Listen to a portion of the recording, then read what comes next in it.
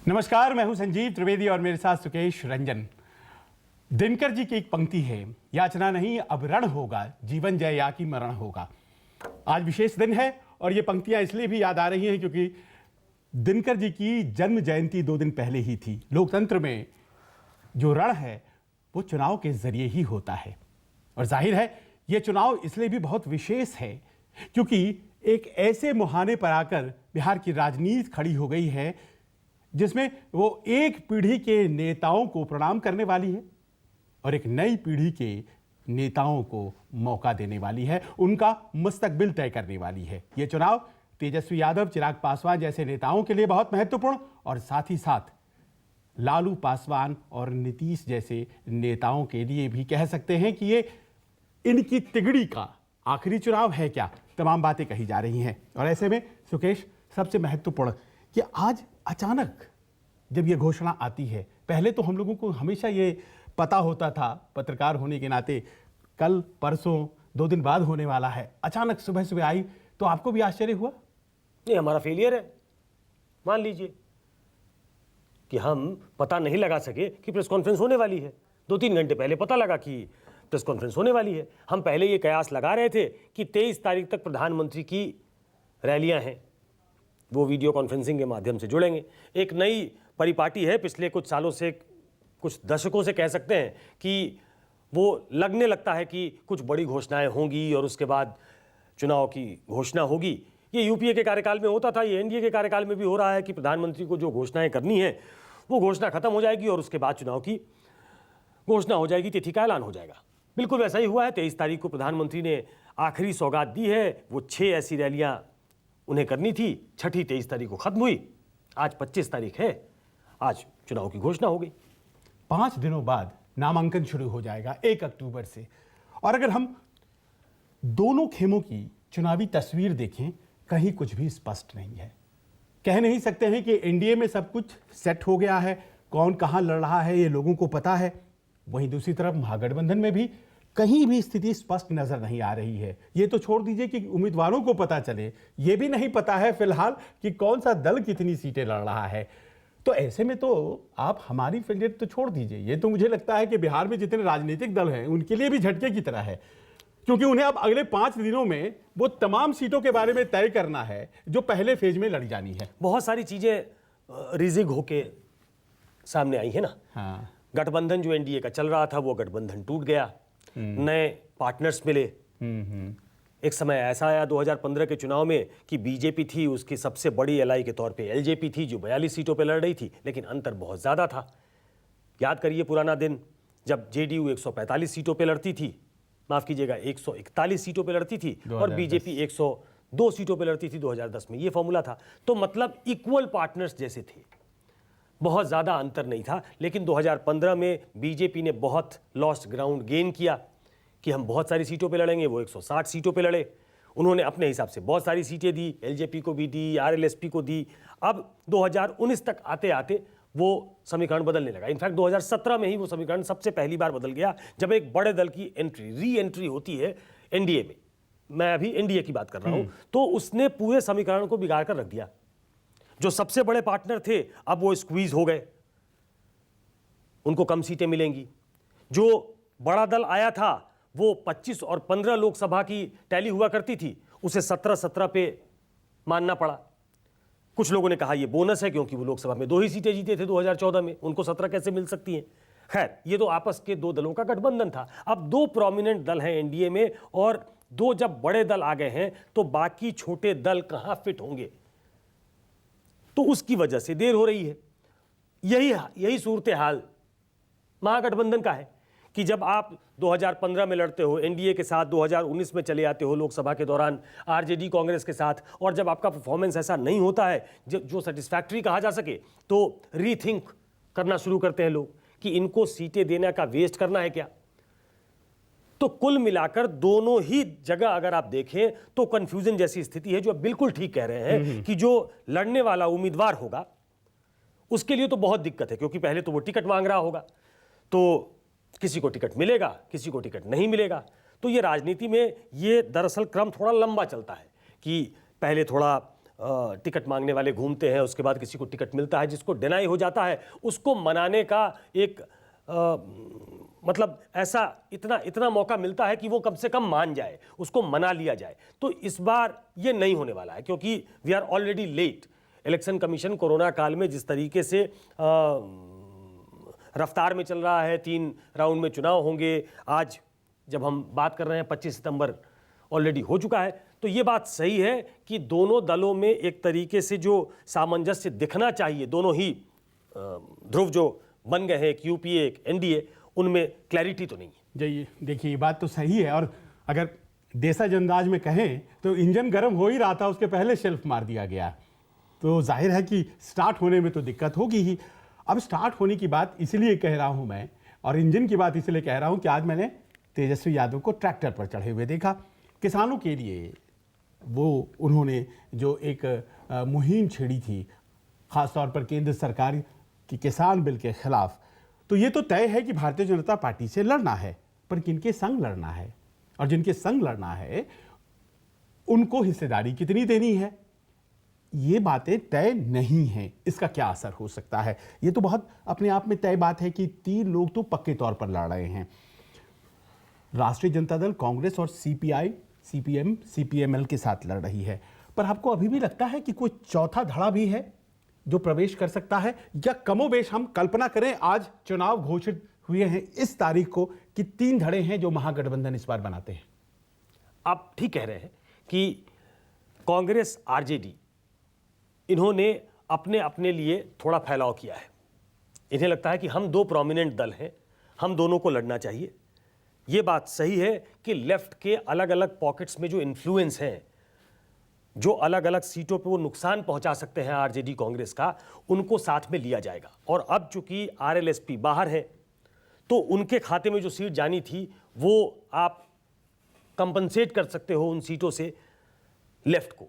और लेफ्ट की अगेन मैं कहूंगा कुछ पॉकेट्स में अभी भी एक साइजेबल वोट चंक है, तो मुझे लगता है कि वो एक नेचुरल एलाई के तौर पे यूपीए के पार्टनर बनते हैं। तो 3 दल वहां चुनाव लड़ते आपको दिखेंगे, मतलब 3 धड़े, लेफ्ट के अलग अलग धड़े हो सकते हैं, उनको अलग अलग दल अगर आप गिने, जो कि गिना जाना चाहिए चूंकि वो अलग दल के तौर पे उनकी मान्यता है, लेकिन 3 धड़े कह सकते हैं कि कांग्रेस, आरजेडी और लेफ्ट, ये 3 प्रोमिनेंट दल साफ तौर पे दिख रहे हैं। वीआईपी का क्या होगा मुझे भी मालूम नहीं है कि वो कितनी सीटें मांग रहे हैं, वो कितनी सीटों पे उनकी बातचीत हो रही है, बातचीत हो भी रही है या नेगोशिएशन ब्रेक कर चुका है, ये भी मुझे नहीं मालूम। 3 दल अभी मुझे स्पष्ट दिखाई दे रहा है आज की तारीख में, जब डेट्स अनाउंस हुए। अब देखिए, यहीं पे सवाल है, वीआईपी और कुशवाहा जी को फिलहाल छोड़ा जाए, उनको तय करने दिया जाए, लेकिन मैं इस मेन धड़े की बात करता हूं। इसके मुख्यमंत्री पद का चेहरा कौन है? तेजस्वी। आरजेडी के लिए या सबों के लिए? आरजेडी ने उनको अपना चेहरा बना दिया है, सामूहिक तौर पे वो चेहरे बनाए नहीं गए हैं, लेकिन चूंकि वो सबसे प्रोमिनेंट दल है, मुझे लगता है कि कांग्रेस को भी इसमें आपत्ति नहीं होगी कि तेजस्वी उस सरकार को लीड करे। लेकिन वो ट्रैक्टर का स्टीयरिंग उनके पास तो था, वो चला रहे थे, वो चल भी रहा था, सब कुछ अच्छा लग रहा था, समर्थन भी था उनको।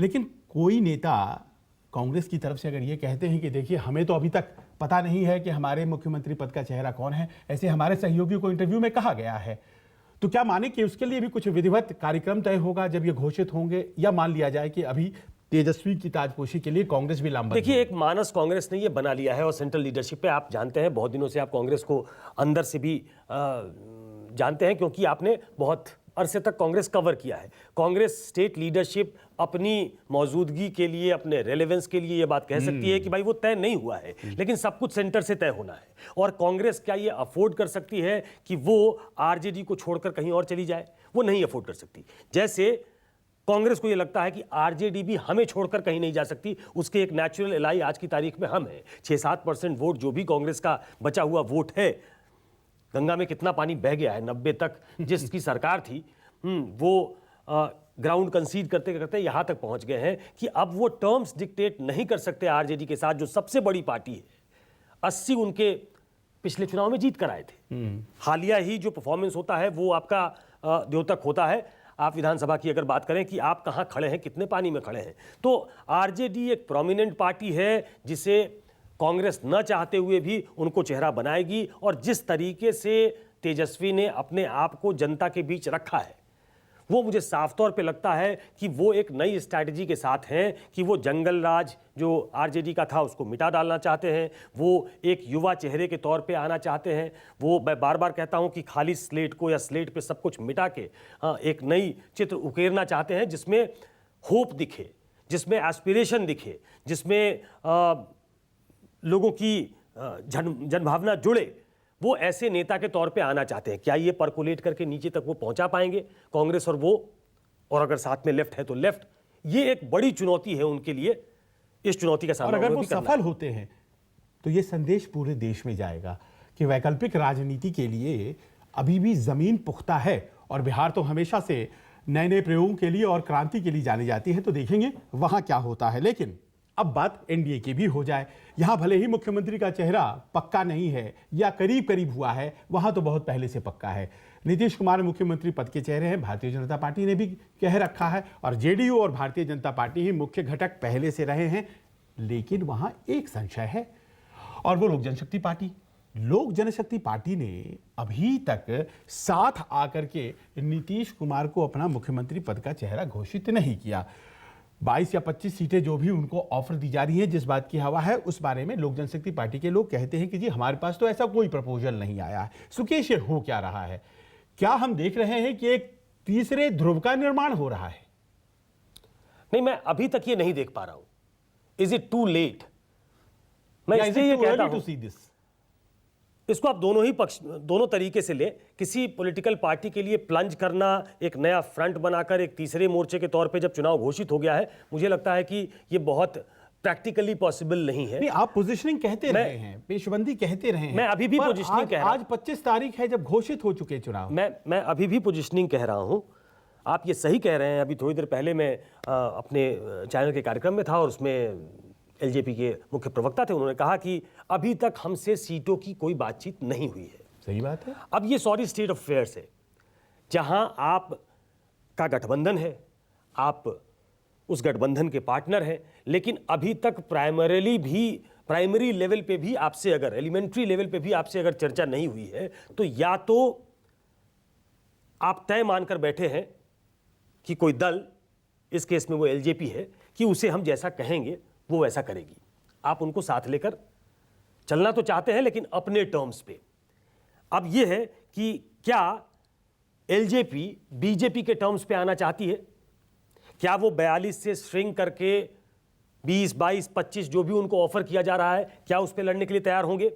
मैं बार बार कहता रहा हूं कि पॉलिटिक्स में ये मजबूरी होती है कई बार कि आप पॉस्चरिंग भी करते हो, उस पॉस्चरिंग की वजह कुछ ज़्यादा सीटें लेना होती है, कुछ पॉस्चरिंग की वजह अपने कार्यकर्ताओं को, अपने काडर को ये दिखाना भी होता है कि हम आपके लिए लड़ाई लड़ रहे थे, लेकिन हमें चूंकि एनडीए के साथ रहना है, बीजेपी के साथ रहना है, प्रधानमंत्री इस देश के सबसे बड़े चेहरे हैं, हमें उनमें विश्वास है, तो ऐसे में हमको कुछ ग्राउंड कंसीड करना पड़ा है। ये दोनों स्थितियां हो सकती है। लेकिन जब बातचीत नहीं हो रही है तो इसका क्या मतलब निकाला जाए? आप बिल्कुल सही कह रहे हैं कि जेडीयू और बीजेपी में तो एक राउंड की बातचीत हो चुकी है। इनफैक्ट अगर नीतीश कुमार से मुलाकात को भी एक बातचीत के इसमें जोड़ दिया जाए तो 2 राउंड की बैठकें हो चुकी हैं उनकी।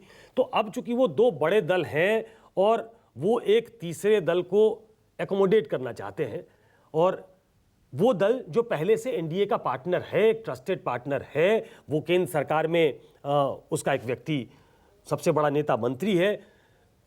मैं इसलिए बार बार कहता हूं कि एलजेपी को बीजेपी छोड़ना नहीं चाहेगी। उसकी 2 वजहें हैं और उसको मैं बहुत संक्षेप में बता दूं। पहली वजह, बीजेपी ये मैसेज नेशन वाइड नहीं देना चाहेगी कि सहयोगी उसको छोड़ छोड़कर जा रहे हैं। जेडीयू का जुड़ना पुराना हो गया, एलजेपी का जाना नया होगा। शिवसेना उनको छोड़ चुकी है, उनकी सबसे पुरानी पार्टनर। अकाली से उनके रिश्ते अच्छे नहीं हैं, आपने फार्मर्स बिल पे ये देख लिया है। अगर एलजेपी, वो एलजेपी जो राष्ट्रीय प्रादुर्भाव जब हो रहा था नरेंद्र मोदी का, उनको सैंक्टिटी देने में, मोदी को सैंक्टिटी देने में अगर सबसे आगे कोई था तो रामविलास पासवान थे। तो ऐसे में उस एलआई को छोड़ना पूरे देश में गलत संदेश देगा कि बीजेपी से एलआई छिटक रहे हैं, उनके सहयोगी दूर भाग रहे हैं। मुझे लगता है कि उसको रोकना बीजेपी की जिम्मेदारी होगी, और BJP in all it's wisdom ये करने की कोशिश करेगी। दूसरी सबसे बड़ी वजह है कि अगर जितनी सीटें जेडीयू लड़ती है, बीजेपी लड़ती है, तो बीजेपी एलजेपी को अपने बफर के तौर पे इस्तेमाल करना चाहेगी। मैंने पहले भी इस बात का जिक्र किया था, जैसे जेडीयू ने, नीतीश कुमार ने कांग्रेस को किया था, 41 सीटें दिलवाई उनको।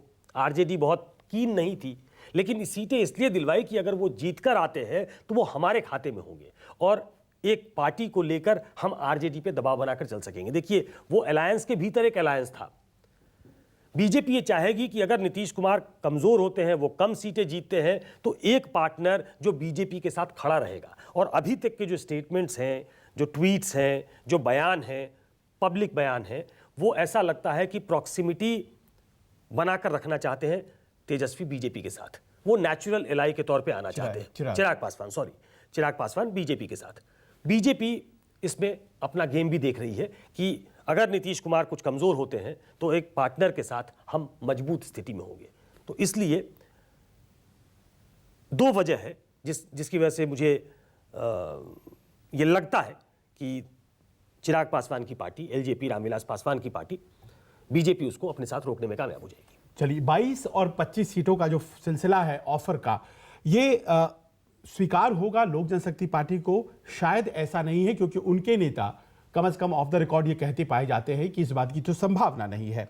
आज मैं इंतजार ही कर रहा था, लेकिन लोक जनशक्ति पार्टी के मुखिया चिराग पासवान की तरफ से कोई इंटरव्यू वगैरह नहीं आया चुनाव की घोषणा के बाद। अलबत्ता उन्होंने ट्वीट्स किए और वो बड़े भावुक ट्वीट्स थे। मैंने देखा उनके पिता बीमार हैं, दिल्ली में अस्पताल में भर्ती हैं, और उन्होंने इस बात की तस्दीक की कि शायद इस बार वो चुनाव में मौजूद नहीं होंगे और उन्हें इस बात का बड़ा मलाल रहेगा कि मार्गदर्शन नहीं मिलेगा उन्हें।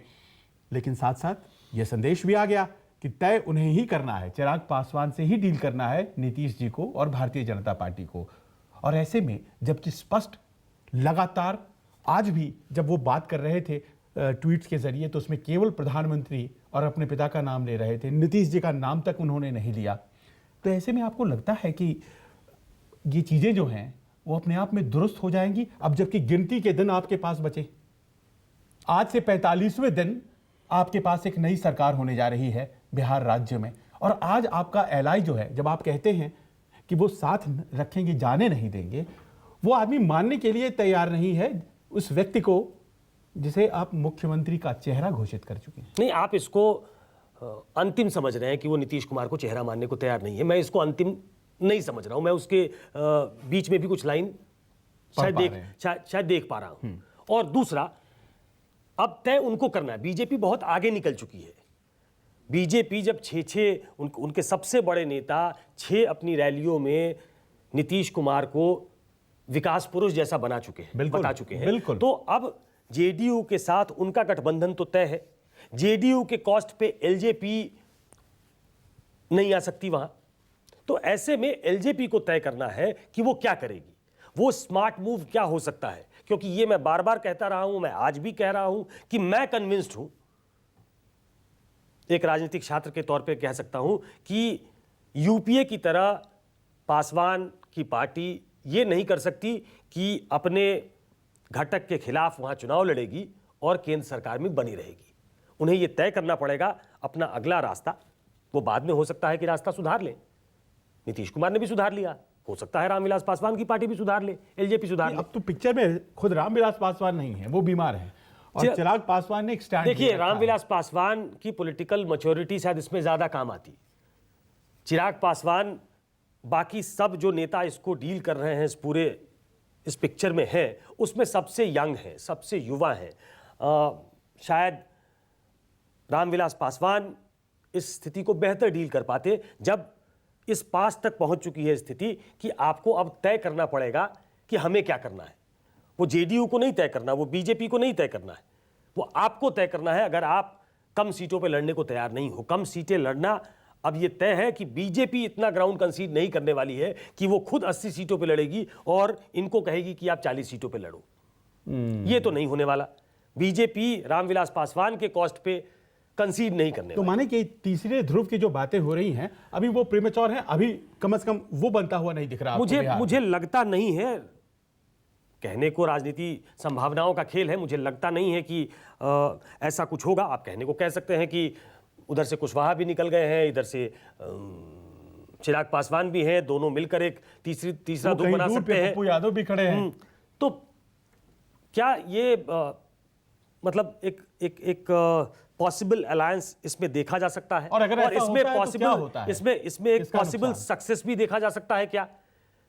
इस पे एक नए सिरे से सोचने की जरूरत होगी। इस पे अभी माइंड अप्लाई तो मैंने नहीं किया है कि क्या होगा, लेकिन अमूमन दो धड़ों के बीच की लड़ाई होगी, जिसमें एक तरफ अगर ऐसी स्थिति होती है तो जेडीयू बीजेपी होगी, दूसरी तरफ आरजेडी कांग्रेस लेफ्ट होगी। इन दोनों के बीच की लड़ाई होगी। तीसरा जो भी होगा वो स्पॉइलर की भूमिका में होगा। कितना स्पॉइल कर पाता है, या स्पॉइल करते करते खुद स्पॉइल हो जाता है। ये भी बात है। ये भी बात है। तो ये है हकीकत आज की चुनावी परिदृश्य की, और साफ है कि इन बातों से आपको लग गया होगा कि बहुत कुछ बदलने वाला है। दिनकर की बातों से हमने शुरू किया था, उन्हीं की बातों से खत्म करते हैं कि क्षमा शोभती उस भुजंग को जिसके पास गरल हो, उसका क्या जो दंतहीन विषरहित विनीत सरल हो। हमने छोटे दलों की बात कही और कहा कि उनकी बात नहीं करते, ये उनके लिए है। अगर आपके पास विष नहीं है तो फिर उस सांप को भी कोई पहचानता नहीं है, कहता है परे हट जाओ। आज की तारीख में छोटे दलों के बिहार में यही स्थिति है। उनके बारे में चर्चा करने की भी जरूरत नहीं पड़ रही है। क्या वो मिलकर के तीसरा धड़ा बना देंगे, और क्या वो स्पॉइलर होगा या खुद स्पॉइल हो जाएगा? नजरें इस पर बनी रहेंगी। हमें दीजिए इजाजत और अपना सहयोग समर्थन हमारे साथ इसी तरह से बनाए रखिए। नमस्कार।